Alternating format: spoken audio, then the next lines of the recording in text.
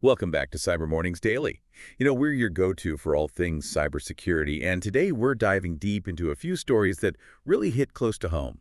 Literally close to home for some people, I think you'll see. Yeah, exactly. Like, you know how cyber attacks used to feel like something that happened to like big corporations or governments? Right, right.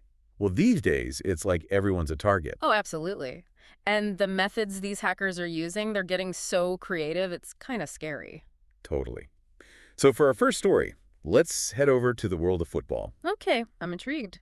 Picture this, you're a die-hard Green Bay Packers fan. Go, Pack, go. Haha, exactly. You're ready to splurge on some new merch, right? You're on the Packers Pro Shop website, loading up your cart with jerseys, cheeseheads, you name it. Sounds dangerous for my wallet already. I know, right? But here's the catch. While you're busy shopping these hackers, they're sneaking in and planting a little something called a card skimmer on the website. Oh no, a card skimmer. Those are nasty. So basically, it's like a malicious script designed to steal your credit card information while you're making a purchase. Exactly. And this happened between late September and early October last year. So anyone who shopped on the Packers Pro Shop website during that time could be affected? Potentially thousands of fans. And we're not talking about small potatoes here. The skimmers were after names, addresses, credit card numbers, the whole shebang. Ugh, that's a nightmare. What should fans do if they think they might have been targeted? First off, check your bank statements like yesterday. Go through them with a fine-tooth comb looking for anything suspicious. Good advice. And if you see anything fishy, report it to your bank ASAP. Don't wait. Right. And what about credit monitoring services? Are those worth considering? Definitely. They can provide an extra layer of protection and peace of mind. Okay, good to know. Now, this Packers incident, it's bad enough, but it kind of feels like a small-scale attack compared to some of the stuff we've been seeing lately. Oh yeah, this is just the tip of the iceberg. We're going to talk about a much bigger, much scarier attack that targeted telecom companies. Telecom companies, so like our phone calls and internet stuff. Exactly. Remember those intercepted communications we talked about last week? Yeah, that was creepy. Well, this time we're dealing with a group called Salt Typhoon. Salt Typhoon, what kind of name is that? Yeah, it sounds like a summer blockbuster movie or something. But trust me, they're the real deal. And they're suspected of having ties to the Chinese government. Hold on, a government-backed hacking group.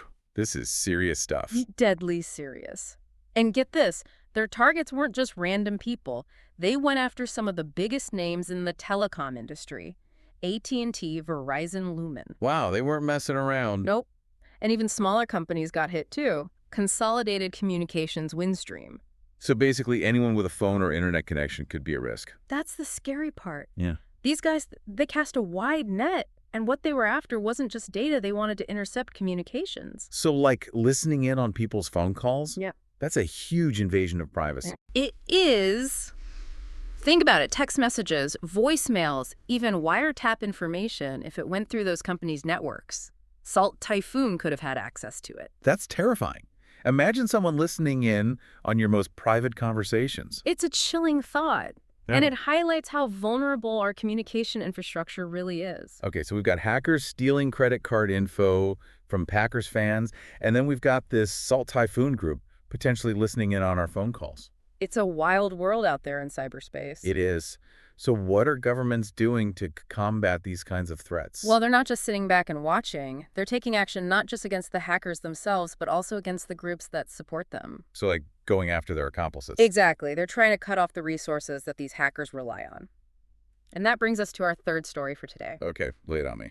This one focuses on a company called Integrity Technology Group, a Chinese service provider that's been accused of supporting another hacking group called Flax Typhoon. Wait, another group. Are these guys connected to Salt Typhoon in some way? Not directly. Flax Typhoon is a separate group also with suspected ties to the Chinese government. They've been targeting organizations in Taiwan mostly. Okay. So what does this Integrity Tech company have to do with them? Well, they're accused of providing Flax Typhoon with the tools and infrastructure they need to launch their attacks. Think of them like the hackers' IT department. Wow, so it's like a whole underground network of cyber criminals and their enablers. Basically. And the U.S. government, they're not having it. They decided to hit Integrity Technology Group where it hurts their wallet. What do you mean? Sanctions? They froze their assets and banned U.S. companies from doing business with them. So like a financial chokehold. Exactly. It's a way to disrupt their operations and send a message that this kind of behavior won't be tolerated. Makes sense. Mm-hmm. So we've got hackers stealing credit cards, government-backed groups intercepting communications, and now governments fighting back with sanctions. Yeah, It's like a whole cyber war is brewing. it kind of is. And it's just getting started. This is intense stuff, folks. And it's a stark reminder that cybersecurity is no longer just an IT issue. It's something that affects all of us. Absolutely. But hey, we'll dive into that more in a bit. First, we need to take a quick break. Don't go anywhere, folks. We'll be right back with more Cyber Mornings Daily. You know, it's crazy to think that all this stuff we're talking about, it's happening right now all around us. Yeah, it's like a hidden war going on in the digital world. Exactly. And the thing is, most people don't even realize they're caught in the crossfire until it's too late. Right. Like those Mhm. Packers fans. They probably thought they were just buying some merch and bam, their credit card info is gone. Exactly. And that's why it's so important to be aware of the threats and take steps to protect ourselves. Okay, so let's talk about that. What can we do to stay safe online? Well, first things first, you gotta have strong, unique passwords. I know you've heard it a million times, but it's still true. Yeah, a strong password is like your first line of defense. Absolutely. Yeah. And don't use the same password for multiple accounts. That's just asking for trouble. Right? So different password for email, banking, social media, everything. Exactly. And here's another big one. Enable two-factor authentication wherever possible. Two-factor authentication. Explain it to me like I'm 5. Okay, so basically it adds an extra layer of security on top of your password. Even if someone gets their hands on your password, they'll still need something else to get into your account. Like a code sent to your phone or email. Right. It's like having a deadbolt on your digital door. Makes sense. Oh. Strong passwords, two-factor authentication. What else? Be wary of phishing attacks. Oh man, those are tricky. They're getting so good at making those emails look legit. I know, right? Yeah. They can spoof sender addresses, make it look like it's from your bank or a friend. It's easy to fall for it. So how do we spot them? Always double check the sender's address. Look for misspellings, grammatical errors, anything that seems off, and never click on a link if you're not 100% sure it's legitimate. Okay, so don't click on anything suspicious. Got it. What else should we be doing? Keep your software up to date. Ugh, those update reminders are so annoying, though. I know, but they're important.